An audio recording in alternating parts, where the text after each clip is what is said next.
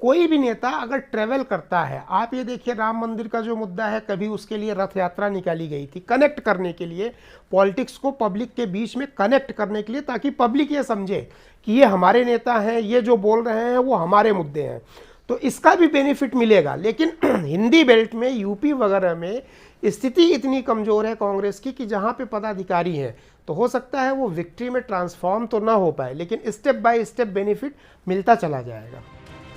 भारत जोड़ो यात्रा पार्ट 1 की शुरुआत 7 सितंबर को कन्याकुमारी से हुई थी। 29 जनवरी को कश्मीर के श्रीनगर में ये यात्रा समाप्त हुई।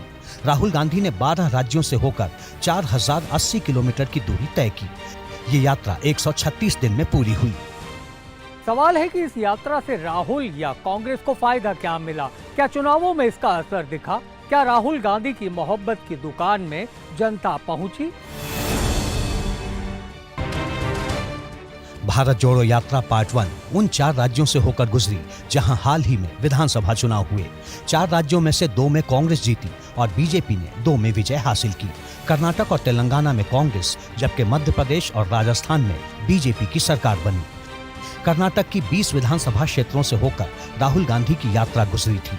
चुनाव में इसका असर भी दिखा। 20 में से 15 सीटें कांग्रेस की झोली में आ गई। जेडीएस को 3 और बीजेपी को सिर्फ 2 सीटों पर जीत मिली। जो राहुल गांधी एक व्यक्ति था, जिसकी एक इमेज एक नॉन सीरियस व्यक्ति की थी, जब वो एक इतनी लंबी यात्रा में निकले तो उनको एक भारतीय राजनीति में या उनकी ही अपनी पार्टी के अंदर उनको एक नेता के तौर पर स्वीकार कर लिया गया। ये तो उनको फायदा हुआ ही इस यात्रा का। तेलंगाना के 7 जिलों से होकर राहुल गुजरे थे। इन जिलों में विधानसभा की कुल 41 सीटें हैं, जिनमें से बीआरएस को 21, कांग्रेस को 11, एआईएमआईएम को 7 और बीजेपी को 2 सीटें मिली। इन आंकड़ों को देखने से लगता है कि यात्रा का असर ज्यादा नहीं हुआ, लेकिन सीधे तौर पर कवर की जाने वाली 19 विधानसभा सीटों पर कांग्रेस ने सबको पीछे छोड़ दिया। 19 में से 9 सीटें कांग्रेस को मिली, बीआरएस को 6, एआईएमआईएम को 3 और बीजेपी को 1 सीट पर जीत हासिल हुई।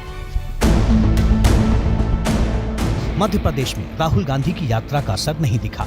एमपी के 7 जिलों में राहुल ने पदयात्रा की, 33 विधानसभा क्षेत्रों को कवर किया, लेकिन जब चुनाव नतीजे आए तो 33 में से 27 सीटों पर बीजेपी ने कब्जा कर लिया, जबकि कांग्रेस को सिर्फ 6 सीटें मिली। राजस्थान में भी भारत जोड़ो यात्रा का असर नहीं दिखा। राजस्थान के 6 जिलों से राहुल गांधी ने यात्रा की। इन 6 जिलों में विधानसभा की 33 सीटें आती हैं। सीधे तौर पर राहुल गांधी ने 21 विधानसभा क्षेत्र के लोगों से सीधा संपर्क किया। नतीजे आने पर 21 में से 17 सीटें बीजेपी के पास चली गईं और सिर्फ 4 सीटों पर कांग्रेस को जीत नसीब हुई। अगर ये देखा जाए तो दक्षिण में इस यात्रा का काफ़ी इम्पैक्ट पड़ा, खासकर तेलंगाना और कर्नाटक में, लेकिन राजस्थान में भी काफ़ी जगह से गुजरी थी और कांग्रेस वहाँ पर जीत नहीं पाई। तो उस तरह से नफा नुकसान देखेंगे तो कहीं हुआ और कहीं नहीं।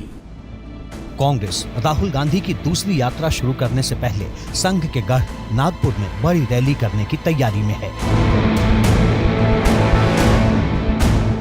कांग्रेस के 138वें स्थापना दिवस को मनाने के लिए नागपुर को चुना गया है।